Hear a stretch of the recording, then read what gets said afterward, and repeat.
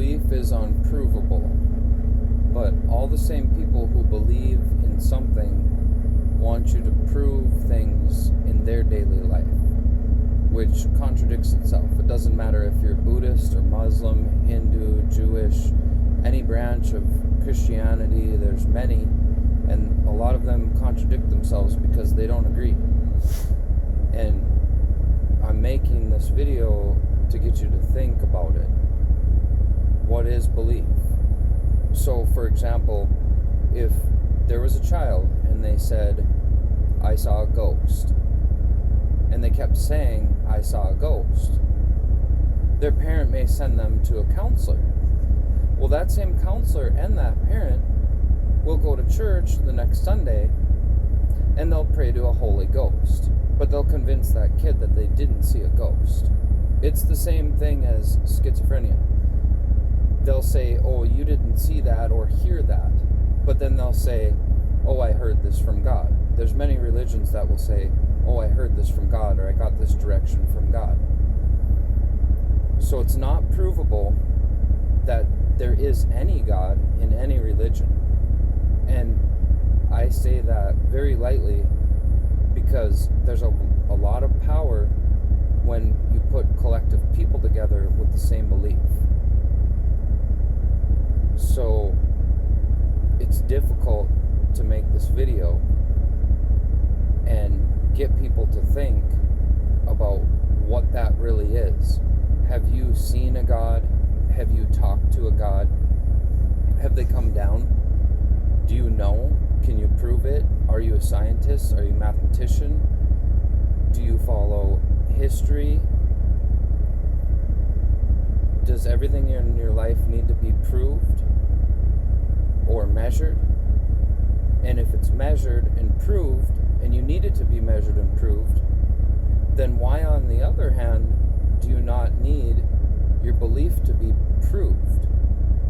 But yet, you may even persecute other people one way or the other through your belief, whichever belief it is, or you may persecute them based off of facts and math and science, or potentially history or law, which is all collective groups of people agreeing on what should and shouldn't be done.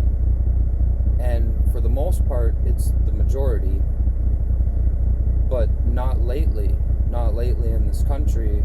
In America, it is the majority that thought that they knew who the person was that they were putting into power, and that person has changed a lot of things in this country, and I could name many that a lot of people really don't agree with, and a lot of them walk lines that are really touchy, so I can't even say a topic.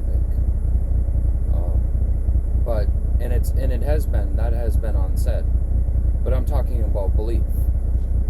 Now, if you think that you need to take a rocket and blast it into the sky and go into space because you need to discover something, scientifically, that's insanity, because we can barely see planets that might have life on them.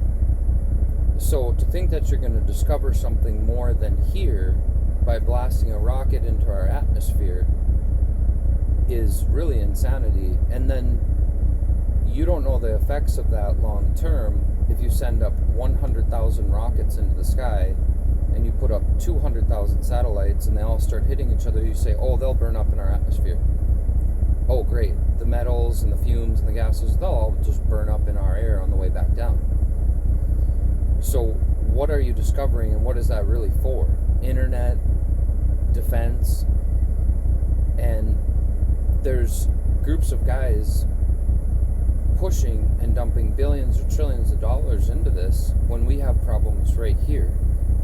And this is the bluest, greenest place that we know of, this planet. And if you really think about it, we're already in space. So we're saying we're exploring space, but if you really want to freak yourself out, just realize that you're you're already floating in space. You're spinning around a ball and you're floating in space. And whatever books were written in religion were written by men. They weren't written magically. Nobody saw it happen. It was collective groups of men, and they fight. They keep fighting. Throughout history, they've fought, and they'll continue to fight, because one says my God's this, and one says my God's that, and then one, even has a story that their God proved itself. Well, not to me, and not to anybody that you know. So belief is a nice thing to have.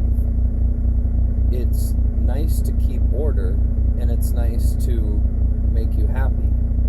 But if you're telling somebody that they didn't see something or hear something, but you have a belief and you follow something that you can see or hear but can't prove, then you're essentially a hypocrite, and it doesn't matter what belief you hold. If we don't treat people the way people need to be treated naturally, and I've seen people without belief treat people good without having a belief, and I've seen people with different beliefs treat people poorly. So we need to have mutual respect when it comes to all these things, regardless of what we believe. And if you can't prove what you believe, which no one can, then you can't make such a forceful claim towards another person or start a war over your belief, because you can't even prove it. So does it go back to race, religion, creed, color, all that? Does it go back to that? So we're scared of what's not us, or what we're not comfortable with, or what we don't believe in, but we can't understand what that person believes in, and still have mutual respect. When you're using religion and belief to walk on somebody else's life, it's about life, then that's wrong. And that's the real deal.